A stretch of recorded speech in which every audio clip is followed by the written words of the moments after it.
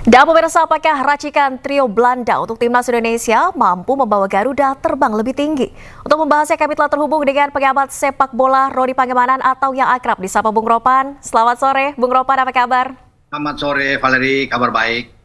Baik, Bung Ropan, ini ada trio Belanda yang akan menahkodai Indonesia. Ini juga bahkan ada yang beranggapan karir dari asisten pelatih. Ini ada Alex Pastoor dan Denny Lanzat yang lebih mumpuni dibandingkan Kluivert. Tanggapan Anda bagaimana? Ya, saya pikir ini sebuah paket yang lengkap, ya. Artinya Kluivert memang kalau lihat dari CV-nya kurang begitu mentereng, ya. Tetapi dia dibantu oleh dua sekundan dia, dua asisten pelatih yang luar biasa. Dan pembagian tugas itu pun jelas. Denny Lanzat akan mendampingi Kluivert di lapangan, sementara untuk analisis taktik, strategi permainan itu ada di Alex Pastoor. Dia punya pengalaman yang lebih bagus. Kalau lihat dari CV, Alex Pastoor itu bahkan mungkin di media-media Belanda mengatakan dia lebih pantas menjadi pelatih kepala Indonesia dibandingkan dengan seorang Patrick Kluivert. Tetapi dia lebih memilih setelah istirahat dari Almere kemarin, setelah 2,5 tahun dia dapat di sana, dia ingin seperti yang job saat ini di tim nasional Indonesia. Jadi dia akan menjadi pemikir dan juga akan membantu Kluivert. Ya, ini penting kalau bisa dikatakan karena dialah yang menjadi otak untuk bisa Kluivert berdiskusi apa yang harus dilakukan, taktik seperti apa, dia yang menganalisis ini. Nah, baru diterapkan oleh Patrick Kluivert yang juga diberikan waktu buat dia untuk bisa menyejukkan, ya, agar ruang ganti locker room ini menjadi kondusif. Itu yang paling penting. Jadi kalau saya lihat ini memang paket yang bagus dengan pembagian tugas, mereka saling mendukung untuk seorang pelatih kepala Patrick Kluivert agar ini sukses. Karena kan tujuan golnya itu ada lolos di Piala Dunia. Itu yang diberikan oleh PSSI, termasuk oleh Ketua Umum Pak Erik. Ini pekerjaan yang tidak mudah, tidak gampang, penuh resiko, tetapi mereka ambil. Ya, dan kalau melihat dari kedatangan sosok Patrick Kluivert, dia datang dengan, ya boleh dibilang auranya positif, ya. Dia senyum, punya wibawa, saling menyapa orang-orang. Jadi ini sudah hal yang bagus, dan kalau lihat dari agenda-agenda dia untuk ke depan, ini yang tidak dilakukan oleh pelatih sebelumnya. Ya, katakan STY di sini. Dia nantinya akan bertemu dengan pemilik klub, dengan pelatih-pelatih klub. Ya, di bulan depan itu dia banyak agenda-agenda untuk bisa menyatukan satu visi yang baik bagi tim nasional. Kemarin sudah dengan pemain-pemain dia bertemu. Jadi ini bagus, pelatih seperti ini bagus. Dia membuka kesempatan kepada semua pihak untuk bisa saling diskusi yang baik demi kebaikan untuk tim nasional. Begitu, Valeri. Oke, Bung Ropan, ini ramai juga di media sosial. Kalau menurut netizen begitu, Alex Pastoor nampaknya akan menjadi juru taktik, sementara Kluivert akan dimaksimalkan dari sisi kepemimpinannya. Kalau analisa Bung Ropan seperti apa? Ya, saya pikir itu yang saya bilang tadi kan, dari segi taktik itu ada, sehingga dia tidak terlalu banyak berpikir, ya, karena itu diserahkan kepada dua asisten, tetapi dia juga nantinya akan menyaring ketika ada masukan dari Alex Pastoor harus begini, karena Alex Pastoor itu akan bertugas untuk 4 pertandingan ke depan menganalisis ya kekurangan kelebihan dari pemain-pemain kita, juga kelebihan dan kekurangan dari pemain Australia, karena kan Sydney yang kita akan lawan pertanggal 20 Maret. Kemudian Bahrain tanggal 25 sampai di bulan Juni ada Cina dan Jepang. Jadi ini 4 pertandingan yang krusial. Namun saya melihat pertandingan di Sydney ini yang menjadi penentu buat kita.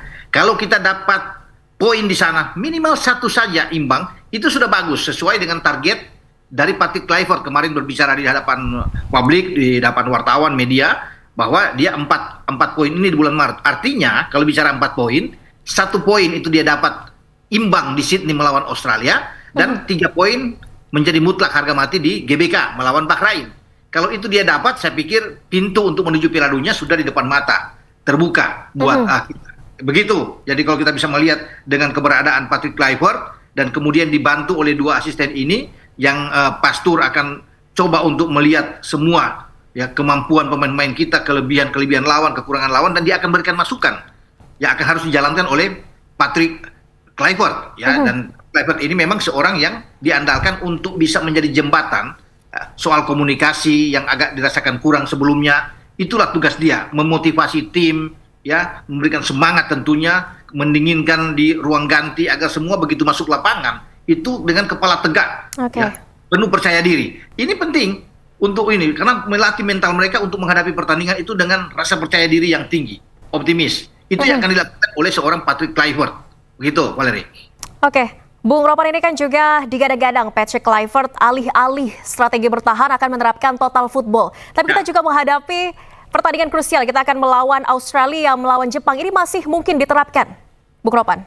Oh iya, dia akan ada perbedaan tentunya dibandingkan dengan STY. Kalau STY kemarin kan itu bermain dengan counter attack, lebih banyak defense, lebih banyak bertahan, ya kemudian melakukan counter attack. Tapi dengan filosofi sepak bola, attacking football, ya dia lahir dengan total football Belanda dan dia sebagai pemain besar, saya pikir bermain di berbagai klub besar, Milan, Barcelona, Newcastle, di Ajax sebelumnya sampai di Lille, dan dia selalu bermain dengan ofensif. Dan dia sudah bilang kemarin bahwa dia akan bermain dengan 4-3-3 pola dia, akan menjadi senjata dia dengan opsi lain 3-5-2. Berarti akan bermain ofensif, terbuka, dan ini penting karena pemain-pemain dia yakin itu bagus dalam nahan bola, passing-passing mereka sangat terukur dan baik sekali. Dan itu yang mereka harus lakukan. Tidak boleh banyak bertahan. Merebut bola sebaik mungkin, kemudian menguasai bola dengan baik. Ball position yang saya utamakan. Begitu dia bilang. Ini penting untuk kita memenangkan pertandingan. Dan menarik untuk kita saksikan kalau kita tim nasional kita bermain dengan sepak bola menyerang. Karena itu kan anak-anak diaspora yang banyak dari Belanda, kecuali Jordi Amat dan Elkan Bagot ini, itu terbiasa dengan bermain attacking football. Dan Kluivert tahu. Kemudian sebelum ke Indonesia kan dia sudah telepon satu-satu. Jadi ini luar biasa. Dia sudah melakukan pendekatan dengan pemain-pemain diaspora kita. Sampai pada tadi malam dia melakukan pendekatan dengan pemain-pemain kita. Ada 5 pemain kan. Kawan-kawan. Jadi ini suatu awal yang bagus. Yang dia datang untuk bisa, tujuannya adalah bagaimana membuat pemain-pemain itu bisa lebih dekat dengan pelatih. Tidak ada jarak ya dengan pelatih. Dan dia memberikan rasa percaya diri kepada semua pemain. Bahwa bantu saya ya untuk bisa membawa timnas ini lolos ke Piala Dunia. Bukan cuma pemain, bahkan publik Indonesia. Dia minta untuk membantu mendukung timnas. Begitu, Valeri. Iya, Bung Ropan, tapi ini kan waktu yang singkat. 2 bulan saja menuju laga tandang kita melawan Australia. Dan ini juga Patrick Kluivert masih melakukan pendekatan, masih melihat satu persatu kualitas, kapasitas, dan juga level dari masing-masing pemain. Begitu. Apakah waktu 2 bulan ini cukup menurut Anda untuk beradaptasi, untuk menumbuhkan chemistry dengan pemain? Ya, banyak yang mengatakan ini terlalu singkat. Tapi saya pikir, saya yakin dengan Patrick Kluivert. Karena kan pemain-pemain diaspora ini sebagian besar yang menghuni tim nasional kita, itu sudah pemain-pemain yang jadi. Siap untuk dipakai. Dan dia tahu kualitas dari pemain-pemain itu. Tinggal sekarang bagaimana dia mencari chemistry itu yang sama dengan pemain-pemain lokal.